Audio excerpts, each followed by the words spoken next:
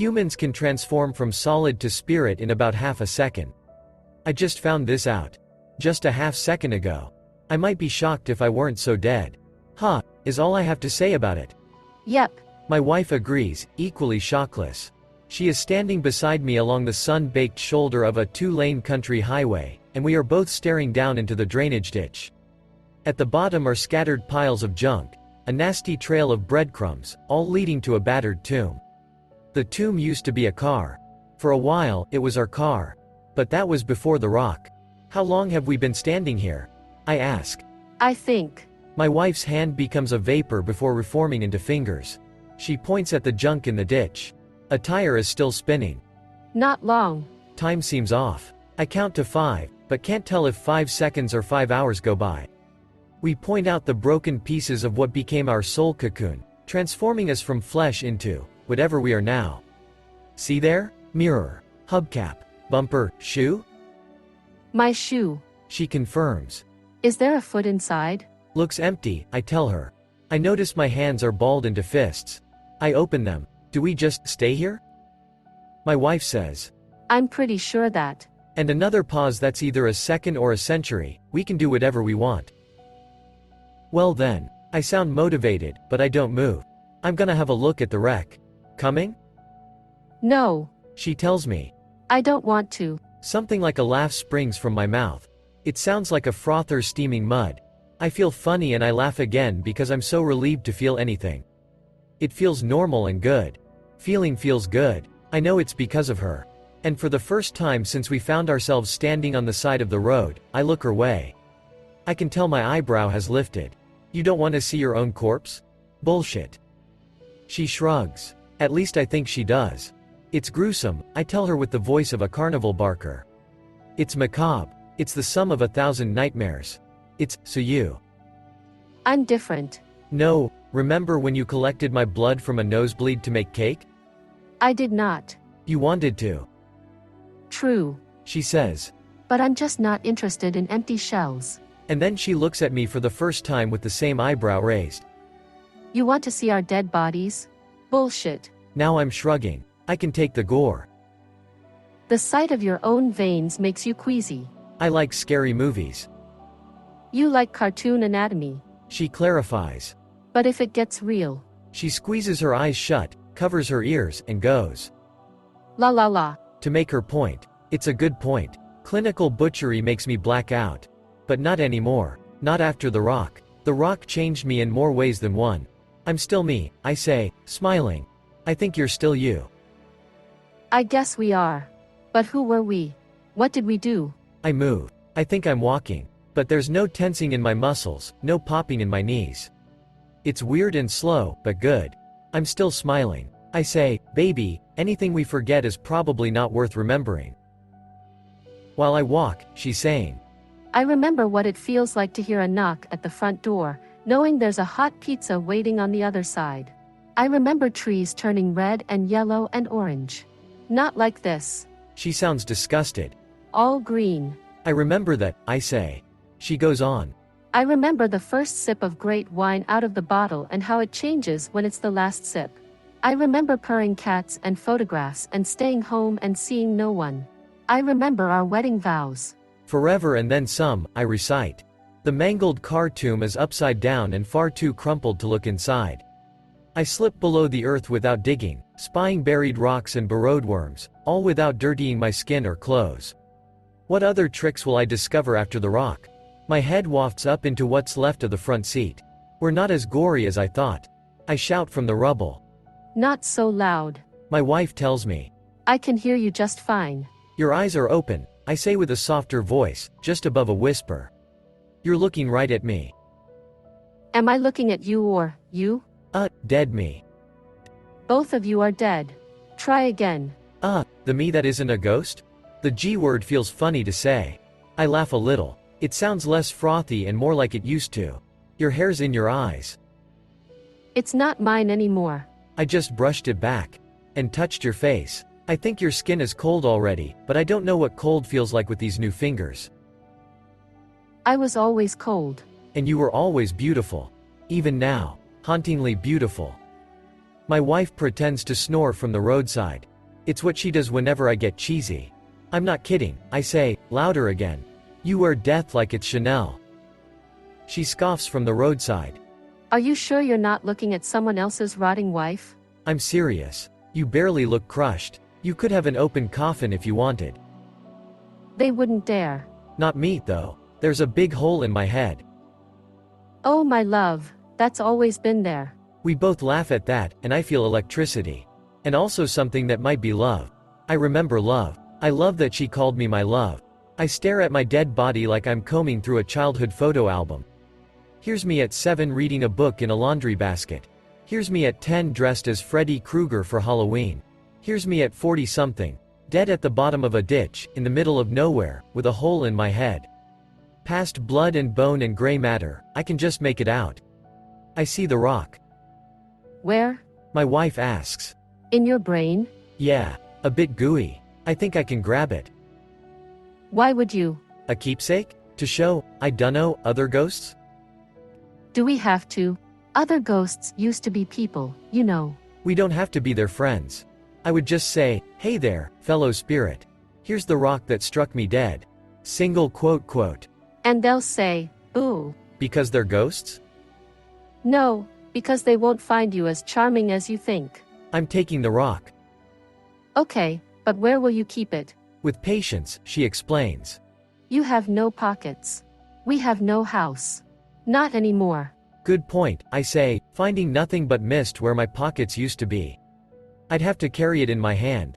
Forever. Aha. I can feel my wife nodding.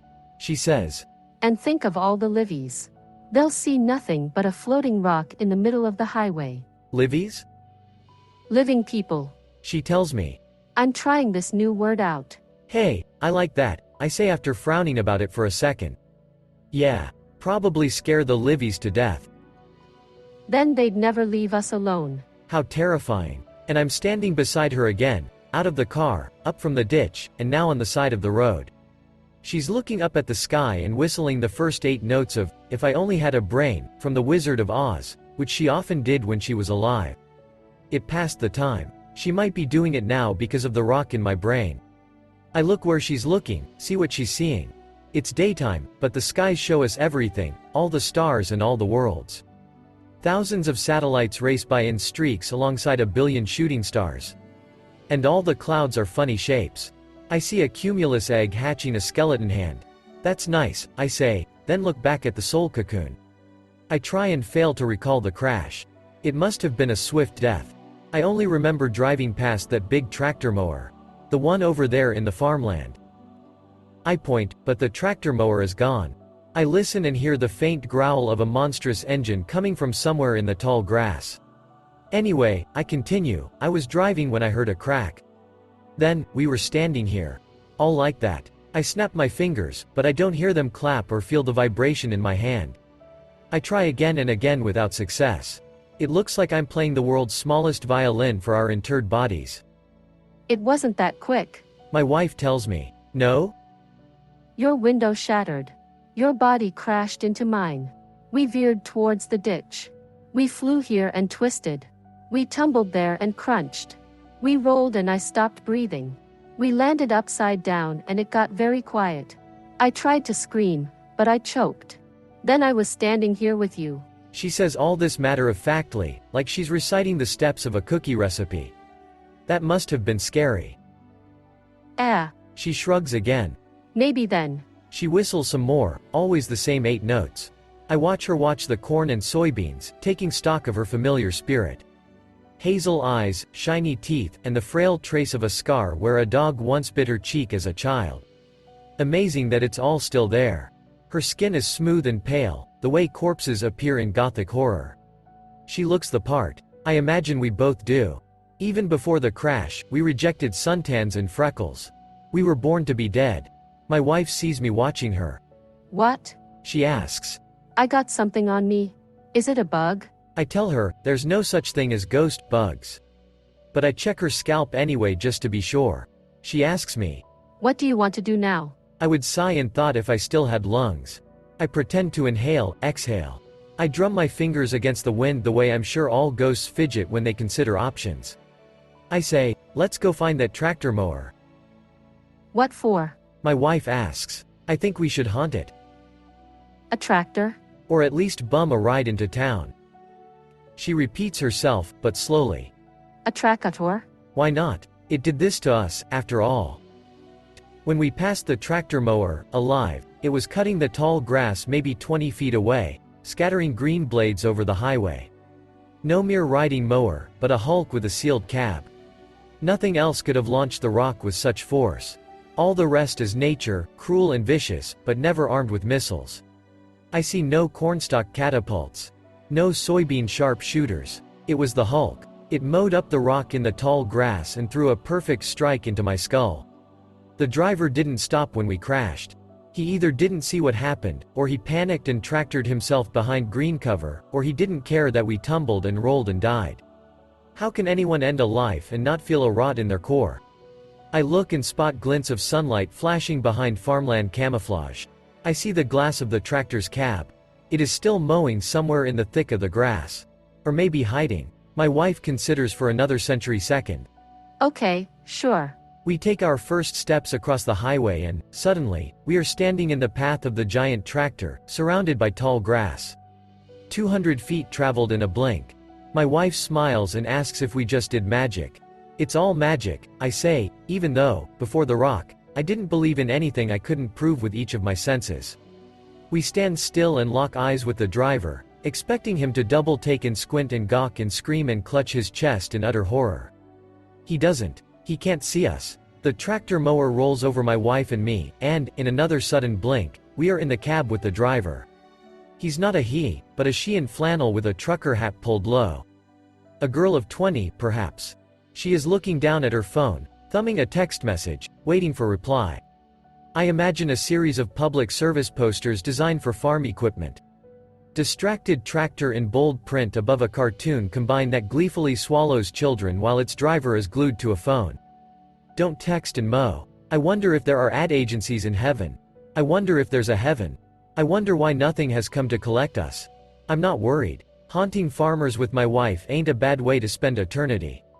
My wife jabs the driver in the back where a wing would be if the girl was an angel instead of a murderer. At the same time, I shout in her ear, "Get out." Because it seemed the ghostly thing to say. The driver obeys in electroshock spasms. She jumps from the tractor, howling various vowels. She stumbles and limps and flees the farmland. Her fright is everything I hoped it would be. Unmanned, the farm hulk keeps rolling, and I wonder whether it will die in a ditch or topple a barn. That was fun, I say. But you're frowning. My wife tells me. Am I? She paints an ectoplasm smile over my murky face. I say, I guess it all felt kinda pointless. What did? Scaring her? Oh, God no. Revenge for the rock. I thought it would taste sweet. But it just tastes like celery. Who cares? So what? Do it for fun next time. My wife has always been the wisest of them all. We push every button and pull every lever until the tractor mower comes to a stop. I say, well, anyway, I'm sure she didn't mean to. I'm sure. My wife agrees. Another blink takes us 300 feet away from the lulled behemoth. We are back at the roadside crash. We are together. I reach for her hand as she reaches for mine, and a spark of light ignites between us for an instant as we touch and clasp. A cobalt Camaro drives by, flashing high-beam headlights, and I realize the world is suddenly shaded in moonlight blue. The Camaro has somehow brought the night. It is backlit by stars and galaxies and the blinking red beacons of distant TV towers. Time. Acting weird again. The Camaro slows down as it passes the edge of the ditch where we died. The livies inside are all aglow in their dashboard lights. We are separated by life and death, but they can see us, and we them. Our eyes meet. Theirs are the size of bocce balls, bulging from their skulls, on the brink of escape. Both livy jaws hinge to the breaking point. They look like a pair of airhead babies, opening wide for a spoonful of horror. We feed them. The Camaro nearly spills into the ditch graveyard. I reach out my hand and shout, "Be careful, you idiots." This makes them shriek and snap and jerk the wheel back along the center line. Their heads swivel back and forth, rubbernecking for one more look. Or maybe their heads are just shaking a violent protest. No, I won't believe my eyes. No, they weren't real. I think I saved their lives. What a relief. Company is my nightmare. The car vanishes with a punch of acceleration, taking the night with it. Daylight returns just as it was a few seconds ago. The Livies are gone, but I can see their future. I listen as they tell 1,000 stories about us over the next 30 years. That's where we saw them. The dead lovers. They're trapped in limbo, forever searching for their wrecked car. One of them screeched at me, trying to crash us into the ditch where they died. What a crock. I know where my car is. I just don't care anymore. My wife touches my cheek and asks. Better? Much, I reply. They'll call us the demon sweethearts of Route 24. Our future legacy makes her giddy. Me, too. We're a ghost story now, I say. We've gone legend. Let's do it again. Somewhere else. There's a million places to make better stories. Think of all the fun we'll have. Forever and then some. I look deep into her soul.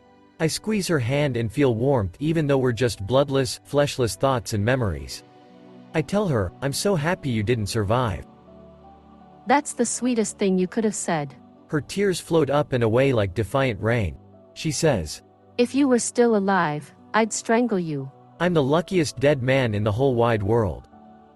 She pulls me to the middle of the road where a minivan is fast approaching. Unlike the Camaro, it doesn't carry the night, nor do its Livy riders see us standing here. We're going to leave this tomb behind. My wife declares. The minivan runs us over. We get scooped up, becoming invisible passengers. The Livies are singing along to some terrible song. I break the radio.